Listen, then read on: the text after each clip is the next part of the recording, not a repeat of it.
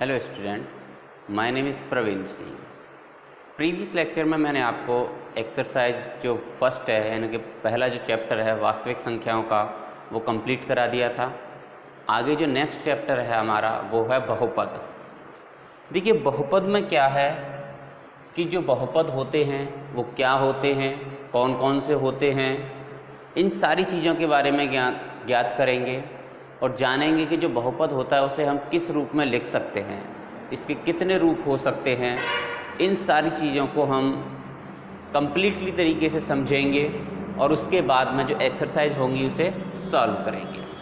तो सबसे पहले देखो समझते हैं कि बहुपद है क्या। बहुपद का मतलब क्या होता है। देखो जो बहुपद है वो दो शब्दों से मिलकर बन रहा है हमारा।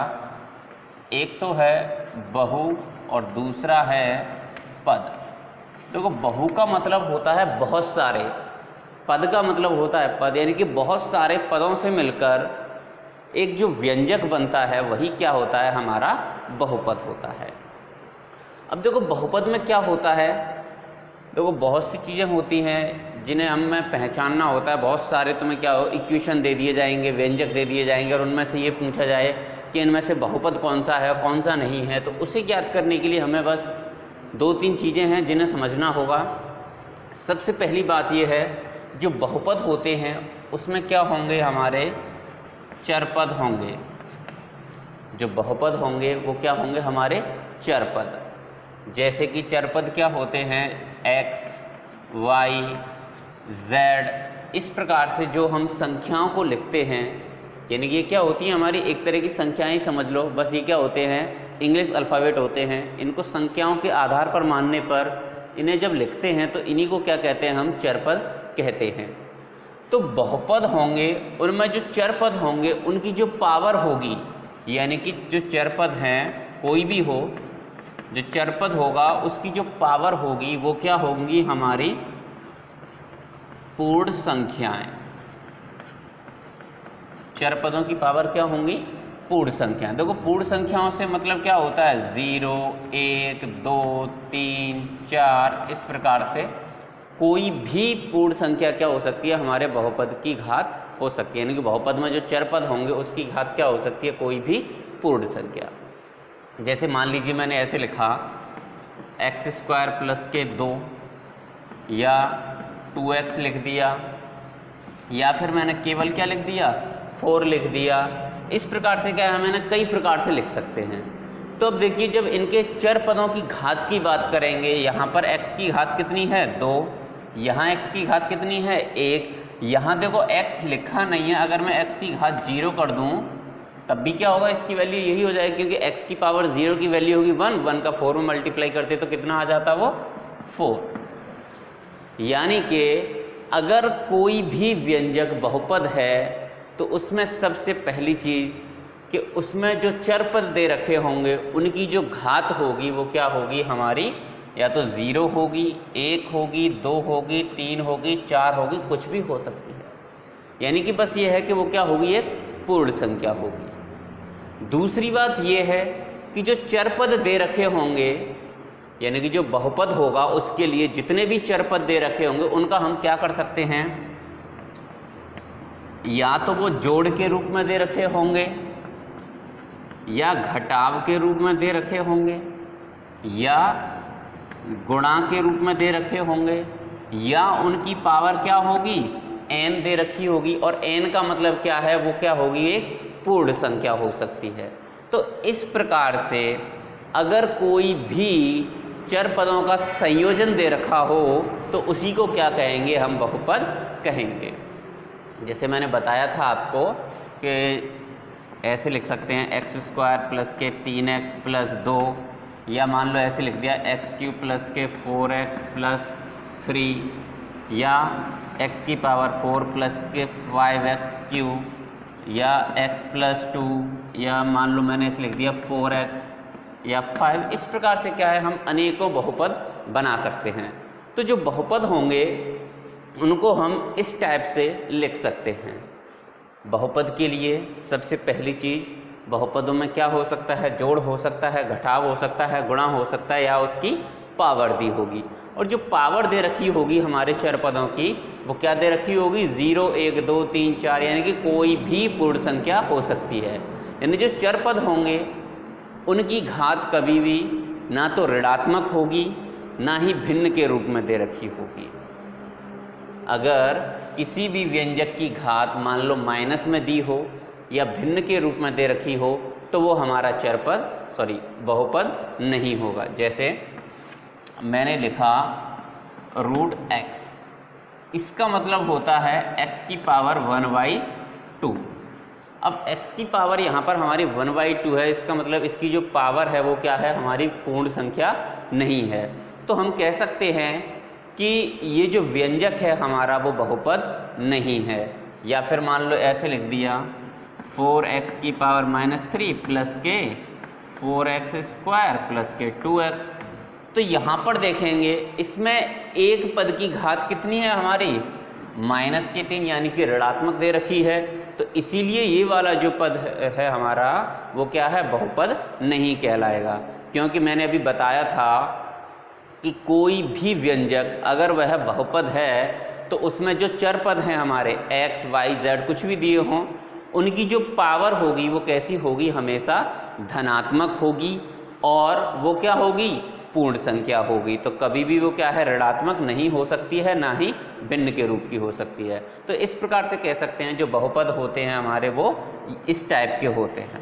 यानी कि जो बहुपद होंगे क्या है, उन्हें हम इस प्रकार से लिख सकते हैं, जिनमें क्या हो रहा होगा, जोड़ हो रहा होगा या घटाव हो रहा होगा या गुणा हो रहा होगा या उनकी पावर दे रखी होगी। और पावर भी कैसी होगी, चर पदों की पावर पूर्ण संख्या के रूप की। देखिए अब बात करते हैं हम बहुपद की घात के बारे में कि बहुपद की घात यानी कोई भी बहुपद दे रखा हो तो उसकी घात क्या होगी। देखो बहुपद की घात क्या होती है, जो बहुपद होता है उस पूरे बहुपद में जो चर पद की सबसे बड़ी घात होती है उसी को क्या कहते हैं, हम बहुपद की घात कहते हैं। यानी कि बहुपद में चर पद की सबसे बड़ी घात को हम क्या कहते हैं, बहुपद की घात कहते हैं। जैसे कोई भी बहुपद दे रखा है, मान लो हमें एक दिया, मान लो 4x² प्लस के 3x प्लस के 2, या कोई दूसरा दिया है मान लो x³ प्लस के 4x या x + 5 या 6 दिया है। तो इनमें अगर हम देखें इनकी जो घात है वो क्या हो सकती है। देखो बहुपद की घात के लिए मैंने बताया जो बहुपद है उसमें चर पद की सबसे बड़ी घात को क्या कहते हैं, हम उस बहुपद की घात कहते हैं।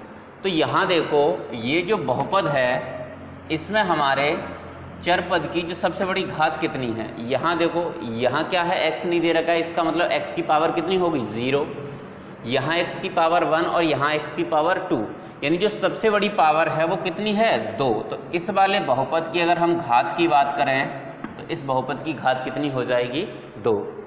ऐसे ही दूसरे बहुपद में देखें तो इसमें देखो चर पद की सबसे बड़ी घात है 3, तो इस बहुपद की घात कितनी हो गई 3। ऐसे ही यहाँ पर देखो x की पावर कितनी है 1, तो यहाँ पर घात कितनी हो जाएगी 1। अगर इसकी बात करें तो इसमें देखो x की पावर कितनी है, यहाँ देखो x लिखा ही नहीं है। जब x ना लिखा हो तो समझ लीजिए कि वहाँ पर x की पावर कितनी हो जाएगी 0। तो इस वाले अगर हम बहुपद की घात की बात करें तो इस बहुपद की घात कितनी हो गई हमारी 0। तो इस प्रकार से हम कोई भी बहुपद दे रखा हो उस बहुपद की घातों को ज्ञात कर सकते हैं। ध्यान रखें जो बहुपद होगा उसकी घात कभी भी ना तो ऋणात्मक होगी और ना ही भिन्न के रूप की होगी, क्योंकि मैंने बताया था जितने भी बहुपद होंगे उनकी जो पावर होती हैं वो हमेशा कैसी होती हैं, पूर्ण संख्या के रूप में होती हैं। तो देखिए इन्हीं के आधार पर यानी कि जो बहुपद की घात है इसी के आधार पर देखो बहुपदों को हम 2-3 प्रकार से भी बता सकते हैं। जैसे कि सबसे पहला हम इस प्रकार से लिख सकते हैं कि कोई भी बहुपद है हमारा क्या हो सकता है, रैखिक बहुपद।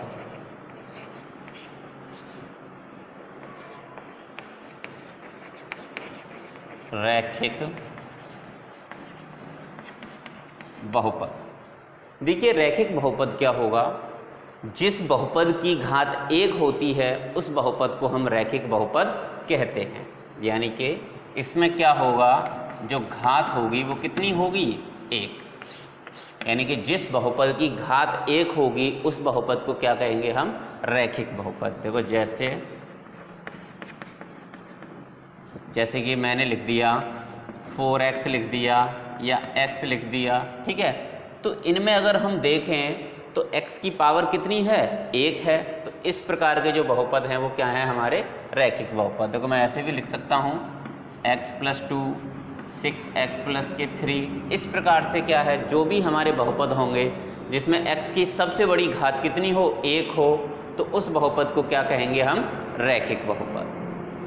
अगर बात करें रैखिक बहुपद का जो व्यापक रूप होगा वो क्या हो सकता है, यानी कि एक ऐसा रूप जिसके द्वारा हम जितने भी रैखिक बहुपद हों उनको बता सकें, उस रूप को क्या कहते हैं, हम व्यापक रूप कहते हैं। तो अगर मैं रैखिक बहुपद के व्यापक रूप की बात करूं, देखो इसका व्यापक रूप, तो इसका जो व्यापक रूप होगा वो क्या हो जाएगा हमारा, ax + b, जहां क्या होगा, जो a का मान होगा वो बराबर नहीं होगा 0 के। यानी कि जो व्यापक रूप होगा रैखिक बहुपद का कितना होगा, ax + b, जहां a की वैल्यू क्या होगी, हमारी 0 के बराबर नहीं होगी। क्योंकि अगर a की वैल्यू 0 के बराबर हो गई तो 0 का x में गुणा करेंगे तो x का अस्तित्व खत्म हो जाएगा। यानी कि ये जो बहुपद होगा इसकी घात क्या बन जाएगी फिर, 0। तो ये रैखिक बहुपद नहीं होगा। तो रैखिक बहुपद का जो व्यापक रूप होता है वो होता है ax + b, जहां a बराबर क्या होता है, 0 नहीं होता। ऐसे ही देखो दूसरा बहुपद होता है हमारा द्विघात बहुपद।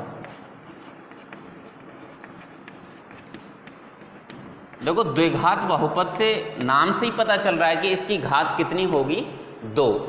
यानी कि अगर किसी बहुपद की घात हमें कितनी दे रखी हो, 2, तो उस बहुपद को हम द्विघात बहुपद कहते हैं। जैसे देखो जैसे मैंने लिख दिया x² + k 3x + 2, या फिर x² + k 4x, या केवल क्या लिख सकता हूँ मैं, x² भी लिख सकता हूँ, या फिर हम ऐसे भी लिख सकते हैं 4x² + k 5। यानी कि किसी भी बहुपद में अगर x की सबसे बड़ी पावर कितनी रहे, 2 रहे, तो उस बहुपद को क्या है, हम द्विघात बहुपद कह सकते हैं। अगर देखो इसके व्यापक रूप की बात करें तो इसका व्यापक रूप क्या हो सकता है,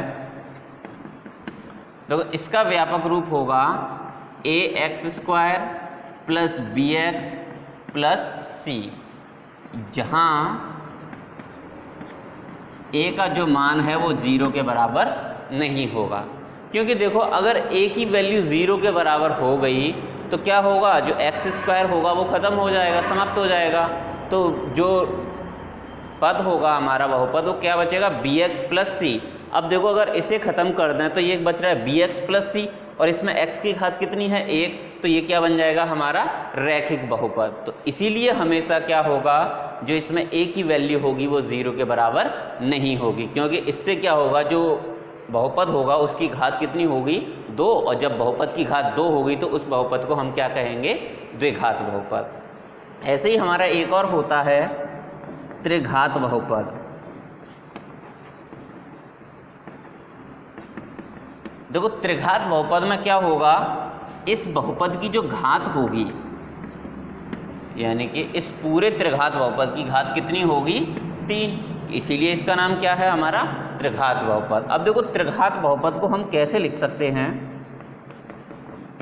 जैसे 4x³ + k 4x² + k 2x + 3, या फिर x³ + k 4x लिख सकते हैं, या एक्स क्यूब प्लस के 3x स्क्वायर प्लस के 2 लिख सकते हैं।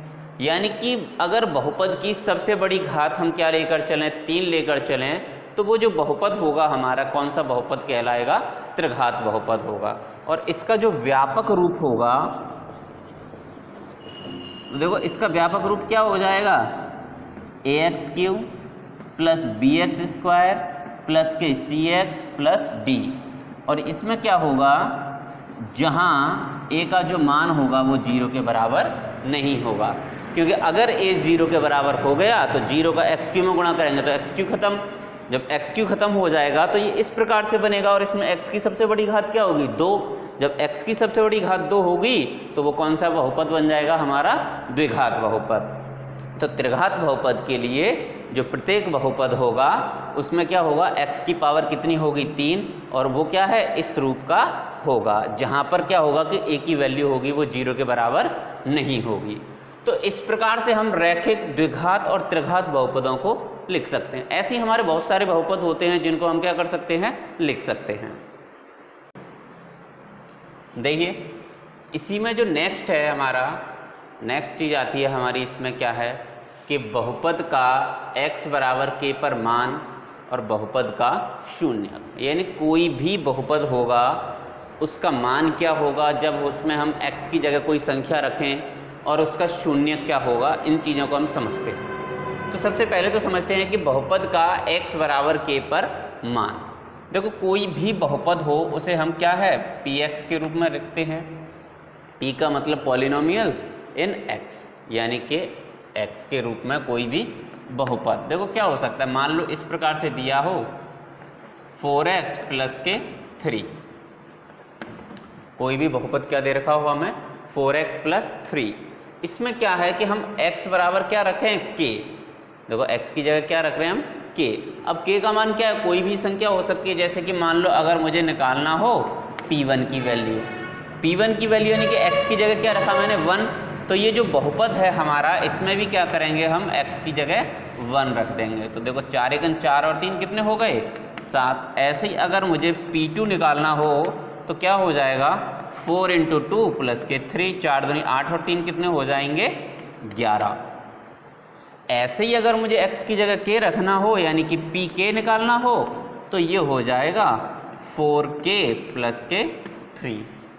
तो इस प्रकार से हम किसी भी बहुपद में x की जगह कोई भी वैल्यू रखकर उस पूरे बहुपद का क्या कर सकते हैं, मान निकाल सकते हैं।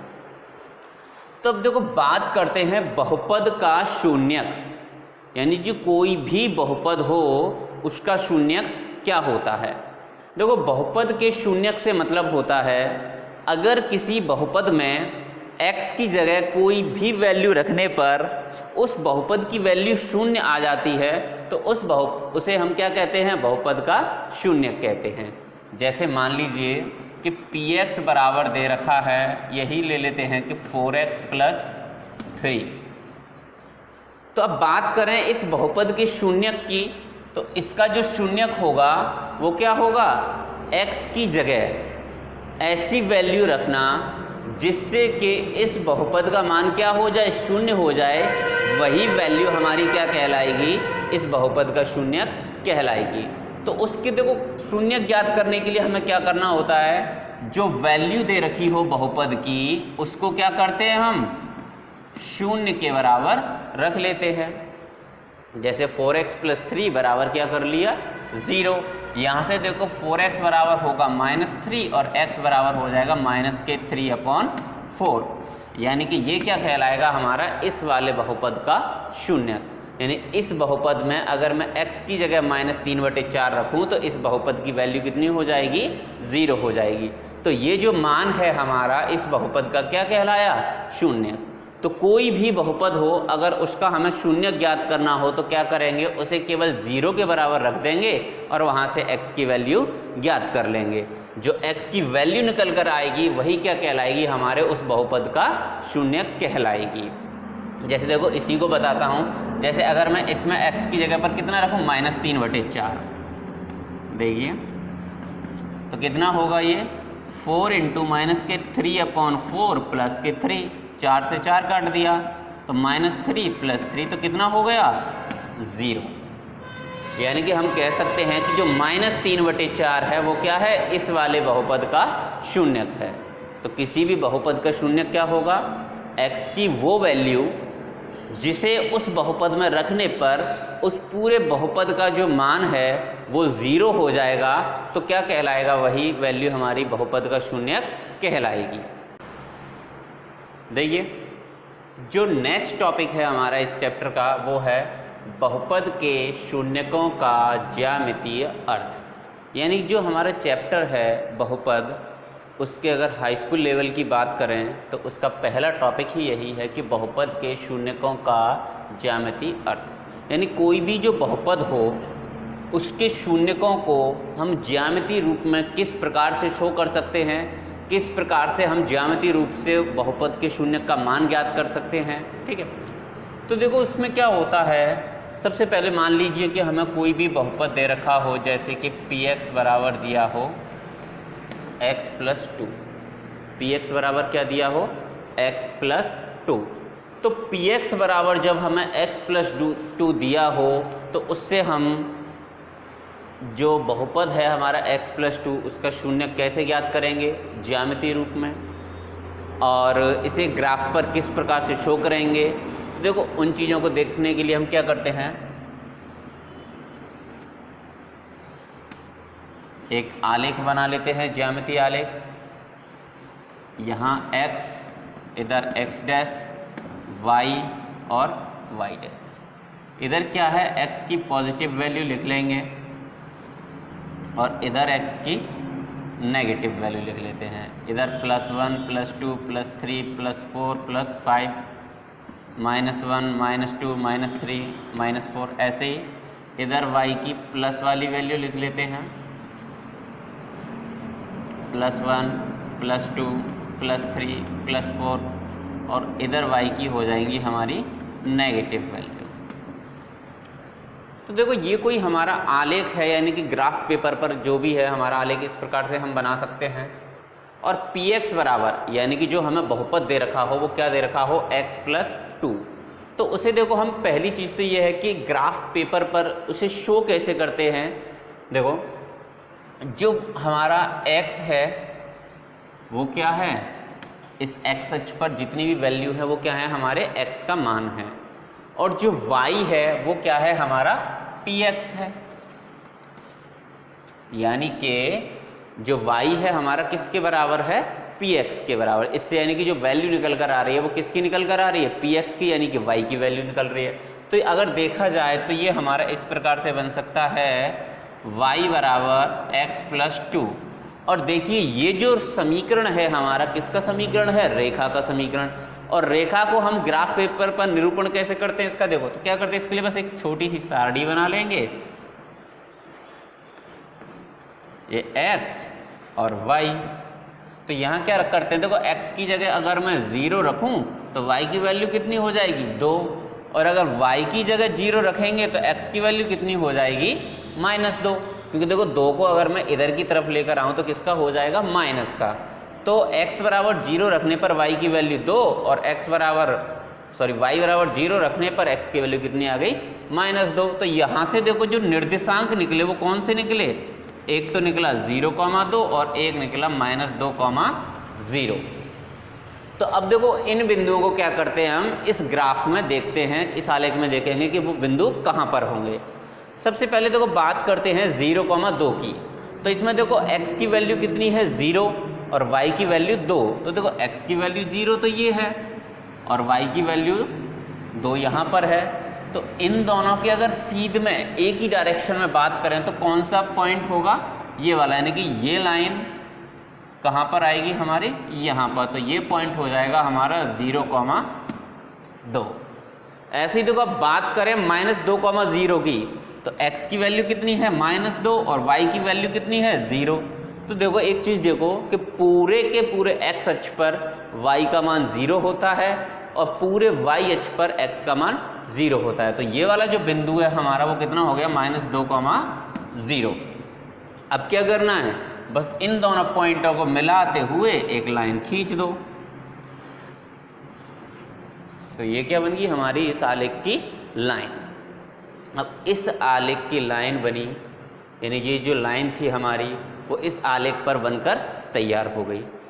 तो अब इसमें हम देखेंगे कि ये जो हमारा मान था बहुपद का, वो मान 0 कहाँ पर है। देखो बहुपद का मान 0 कहाँ पर है। देखो जो बहुपद है हमारा वो क्या है, px, और px का मतलब क्या है हमारा y, यानी कि जहां y की वैल्यू क्या हो 0, जहां y की वैल्यू 0 हो और उसी पॉइंट पर जो x का मान होगा वो क्या कहलाएगा, हमारा इस बहुपद का शून्य कहलाएगा। तो इस पूरे आलेख में हम देखेंगे कि y की वैल्यू 0 कहाँ पर है और उस जगह पर x का मान कितना है। तो y की वैल्यू देखो 0 कहाँ पर है, यहाँ पर, और यहाँ x की वैल्यू कितनी है -2। तो इसका मतलब ये हुआ कि ये जो लाइन है हमारी y बराबर x+2, या जो बहुपद है x+2, उसका जो शून्यक होगा वो कितना हो जाएगा -2, क्योंकि -2 पर जो बहुपद का मान है वो कितना निकल कर आया है 0। तो इसलिए इस लाइन के अकॉर्डिंग अगर हम देखें तो इस बहुपद का जो शून्यक है वो कितना निकल कर आ रहा है 0, यानी कि बहुपद का शून्यक क्या निकल कर आ गया हमारा -2। ये तो हो गई हमारे ग्राफी रूप की बात कि ग्राफी रूप में हम इस प्रकार से बहुपद का मान निकाल सकते हैं। तो एक बार इसे हम बीजगणितीय रूप में भी देखते हैं कि उससे भी क्या यही मान निकलता है या कोई और निकलता है। तो उसके लिए मैंने बताया था किसी भी बहुपद का शून्यक निकालना हो तो उसे क्या करते हैं 0 के बराबर। तो यहाँ से देखो x की वैल्यू कितनी निकली -2, यानी कि यहाँ से भी हमारा शून्यक क्या निकल कर आया -2। तो इस प्रकार से हम कह सकते हैं कि जिस पॉइंट पर, किसी भी पॉइंट पर अगर y की वैल्यू 0 हो तो उसी पॉइंट पर x का जो मान होता है वही मान हमारा क्या कहलाता है, बहुपद का शून्यक कहलाता है। तो यहां से देखो हमारे समझ में एक चीज और आती है कि देखो इस लाइन ने x अक्ष को कितनी बार काटा था, एक बार काटा। इस लाइन ने x अक्ष को कितनी बार काटा, एक बार काटा। अगर यही लाइन x अक्ष को 2 बार काटती तो इसके शून्य कितने निकल कर आ जाते, 2 निकल कर आ जाते।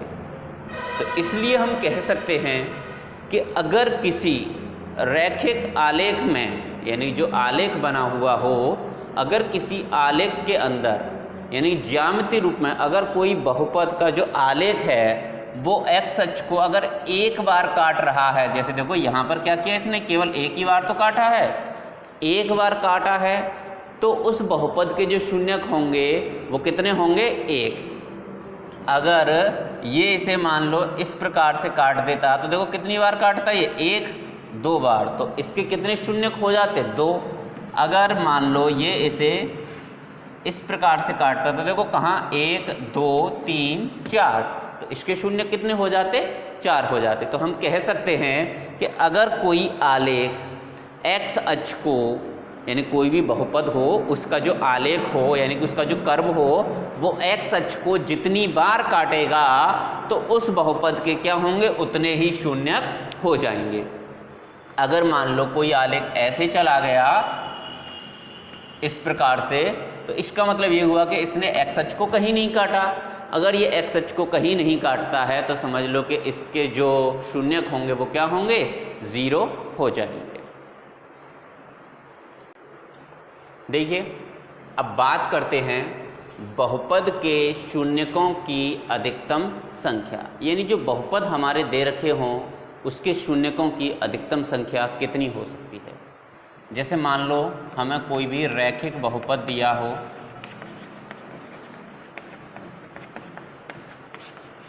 और आपको पता ही है कि जो रैखिक बहुपद होता है वो किस प्रकार का होता है, ax + b के रूप का, जहां जो a की वैल्यू होती है वो 0 के बराबर नहीं होती। तो अगर हम रैखिक बहुपद की बात करें तो इसके जो शून्यक होंगे वो कितने होंगे, 1। देखो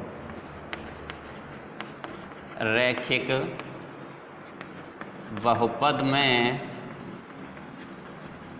शून्यकों की संख्या एक होगी। देखो, कोई भी रैखिक बहुपद हो, उसका जब हम आलेख का निरूपण करेंगे तो वो किस प्रकार से बनेगा? या तो ऐसे करके बन जाएगा, या ऐसे करके बनेगा, या ऐसे बनेगा। कैसे भी बने वो क्या होगा? एक्स अक्ष को केवल एक बार ही काटेगा। तो ऐसी कंडीशन में जो रैखिक बहुपद होगा उसके शून्यकों की संख्या कितनी होगी? एक होगी, क्योंकि ये क्या कर रहा है? हमारा एक्स अक्ष को केवल कितनी बार काट रहा है? एक बार काट रहा है। तो इसलिए इसके जो शून्यकों की संख्या होगी वो ज़्यादा से ज़्यादा कितनी हो सकती है? एक हो सकती है। ऐसे ही अगर हम बात करें देखो द्विघात बहुपद की, देखो जो द्विघात बहुपद होता है वो हमारा ax² प्लस के bx प्लस c के रूप का होता है, और जहाँ पर जो a की वैल्यू होती है वो 0 के बराबर नहीं होती है। अब देखो इसके आलेख की बात करते हैं तो इसका आलेख हमारा कितने प्रकार से बन सकता है। सबसे पहले तो इसका आलेख हमारा ऐसे करके बन सकता है। अगर इसी की बात करें, देखो इसमें x की घात है हमारी 2, तो 2 घात वाला एक व्यंजक और होता है जिसे हम कहते हैं परवलय। देखो परवलय क्या होता है? जैसे इस प्रकार से दे रखा हो और ये ऐसे करके निकल जाए, तो ये जो समीकरण होता है या ये जो हमारा वक्र होता है इसका समीकरण होता है y² बराबर, ये हो जाएगा हमारा x² बराबर 4ay। ठीक है, ऐसे ही हम क्या कर सकते हैं? इस प्रकार से भी आकृति बना सकते हैं, ऐसे करके भी बनेगी, ऐसे भी बनेगी। यानी कि ये क्या होंगे? हमारे परवलय होंगे, और इनके जो समीकरण होंगे वो 2 घात वाले होंगे। इनके समीकरण कितने घात वाले होंगे? 2 घात वाले। लेकिन यहाँ पर एक चीज़ देखेंगे कि ये हमारे x अक्ष को कहीं पर भी नहीं काट रहे हैं। अगर ये समीकरण हमारे x अक्ष को कहीं नहीं काटते हैं तो हम कह सकते हैं कि इसके जो शून्यकों की संख्या है वो क्या होगी? 0 होगी। अगर मान लो एक बिंदु पर टच करके निकल जाए तो इसके शून्यकों की संख्या 1 हो जाएगी। अगर मान लो यही हमारा इस प्रकार से बन जाए तो इसके शून्यकों की संख्या कितनी हो जाएगी? 2 हो जाएगी। तो इस हिसाब से हम कह सकते हैं कि जो द्विघात बहुपद होगा उसके शून्यकों की संख्या अधिकतम कितनी हो सकती है? 2 हो सकती है, और कम से कम कितनी हो सकती है? 0 हो सकती है। तो देखिए, यानी इस आधार पर हम क्या कर सकते हैं? ये बता सकते हैं कि द्विघात बहुपद के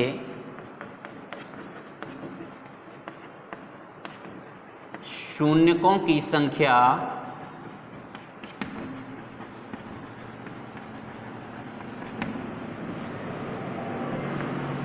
अधिकतम 2 तथा न्यूनतम 0 हो सकती है। यानी जो द्विघात बहुपद होगा उसके शून्यकों की संख्या होगी वो अधिकतम कितनी हो जाएगी? 2, और न्यूनतम कितनी हो सकती है? 0। देखो 0 कब होगी? अगर कोई भी द्विघात बहुपद का आलेख इस प्रकार से बना है, यानी कि x अक्ष को ये कहीं पर टच ना करे, ठीक है, तो वहाँ पर इसके जो शून्यक हैं उनकी संख्या कितनी हो जाएगी? 0। अगर कोई भी द्विघात बहुपद का आलेख मान लो ऐसे बन जाए, तो ये देखो x अक्ष को क्या कर रहा है? एक बिंदु पर तो टच कर रहा है। अब एक बिंदु पर टच कर रहा है तो इसका मतलब ये हुआ कि यहाँ पर क्या है? इसका आलेख का जो शून्यक हुआ उनकी संख्या कितनी हो गई? 1। अगर कोई इस प्रकार से बना है तो 2 बिंदुओं पर इंटरसेक्ट कर रहा है, यानी कि 2 बिंदुओं पर काट रहा है इसे, तो इसके शून्यकों की संख्या कितनी हो सकती है? 2 हो सकती है। तो हम कह सकते हैं कि कोई भी द्विघात बहुपद होगा उसके शून्यकों की संख्या अधिकतम कितनी होगी? 2 होगी, और न्यूनतम कितनी हो सकती है? 0 हो सकती है। ऐसे ही बात करें हम त्रिघात बहुपद की, अगर देखो त्रिघात बहुपद की बात करें तो इसका जो व्यापक समीकरण होता है वो होता है ax³ प्लस bx² प्लस के cx प्लस d, जहाँ पर जो a की वैल्यू होती है वो 0 के बराबर नहीं होती है। तो अगर इसके शून्यकों की बात करें, देखो शून्यकों की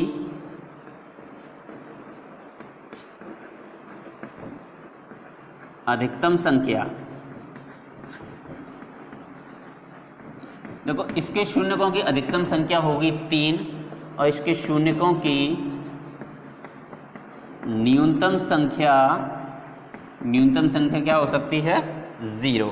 यानी कि अगर कोई त्रिघात बहुपद है उसमें कम से कम 0 शून्यक हो सकते हैं और ज़्यादा से ज़्यादा 3 शून्यक हो सकते हैं। यानी कि उसमें ऐसा भी हो सकता है कि कोई भी शून्यक ना हो, या 1 शून्यक दे रखा हो, या 2 शून्यक दे रखे हों, या फिर 3 शून्यक दे रखे हों। तो कोई भी जो त्रिघात बहुपद होगा उसके शून्यकों की अधिकतम संख्या होगी 3 और न्यूनतम संख्या होगी 0। अगर बात करें द्विघात बहुपद की तो उसके शून्यकों की अधिकतम संख्या होगी 2 और न्यूनतम संख्या कितनी होगी?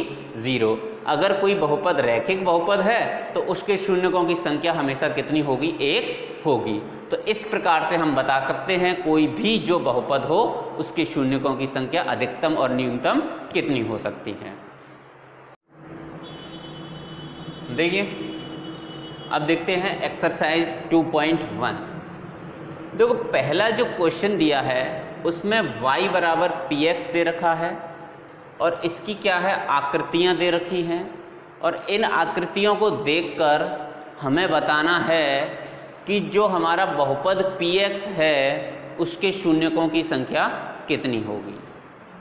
तो देखो शून्यकों की संख्या के लिए मैंने बताया था कोई भी आकृति हो यानी कोई भी वक्र हो, अगर x अक्ष को वो जितनी बार भी काटेगा उसके शून्यकों की संख्या उतनी ही हो जाएगी। तो पहले वाले क्वेश्चन में यानी कि पहले वाली आकृति में देखते हैं। देखो ये हमारा x अक्ष है और ये y अक्ष है।